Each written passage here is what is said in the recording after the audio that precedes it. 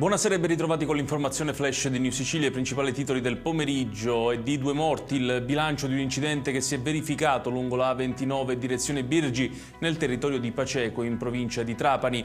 Per cause che sono ancora in fase di accertamento, a scontrarsi sono state una macchina e uno scooter. Nell'impatto 2 persone sono decedute. E una donna di 65 anni è morta dopo essere stata investita da un'automobile mentre attraversava la strada con i 2 nipotini di 3 e 2 anni in via Portella della Ginestra a Palermo. Uno dei nipoti è stato portato all'ospedale dei bambini dove si trova ricoverato in prognosi riservata.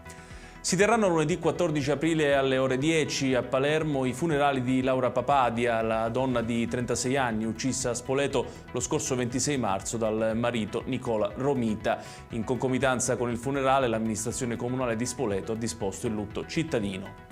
Ora il calcio con il Catania che nel pomeriggio ha vinto la gara esterna contro la Cavese, risultato finale di 1-0 per gli etnei grazie alla rete di Jimenez. Rossazzurri che consolidano il quinto posto grazie alla sconfitta del Picerno caduto in casa contro il Latina.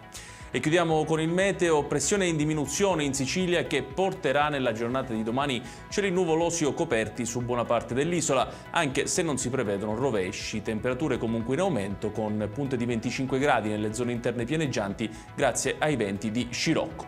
Ed è tutto per questa edizione, tutti i dettagli su queste notizie li trovate come sempre sul nostro sito www.newsicilia.it. Grazie per averci seguito e buon proseguimento di serata.